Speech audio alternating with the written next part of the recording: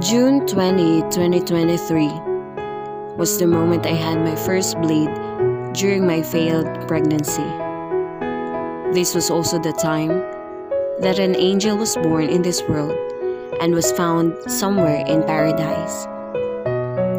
Moreover, I was advised to take a 2-week bed rest, and the other one fought for his life to survive.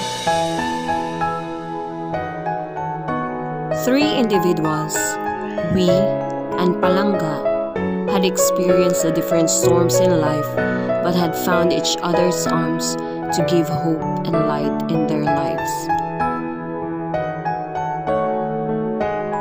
Palanga, I may not have carried you for 9 months, but I will assure you that I will take good care of, love, and protect you as long as I can.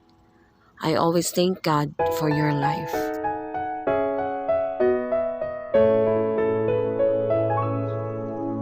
These past few years, I have always wanted to celebrate every milestone, blessing, and important person that God has given me, for I realized that life is too short and we don't know when our lives will end.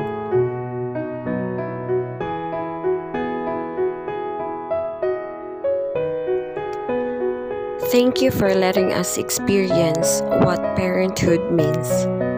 This tested our patience and our relationship. I am praying for you to grow healthy so we can celebrate more birthdays together.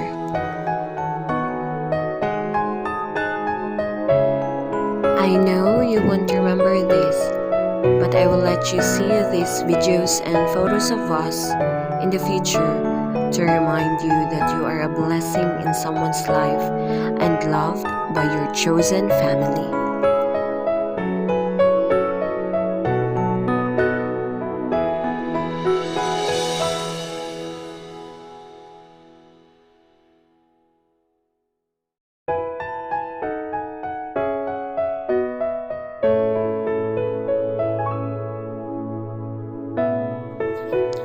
P.S. Before the parenthood era, we promise ourselves to enjoy each other's company. Travel while we still can. Because when the time comes that we have our little ones, di na daw mi kalaag basta-basta. Pero nga naman ni, masalaagan naman noon mi. Iban-iban pa si baby. Travel now, give it later man ang drama. Thank you, B. Happiest birthday! We love you, Palangga namin.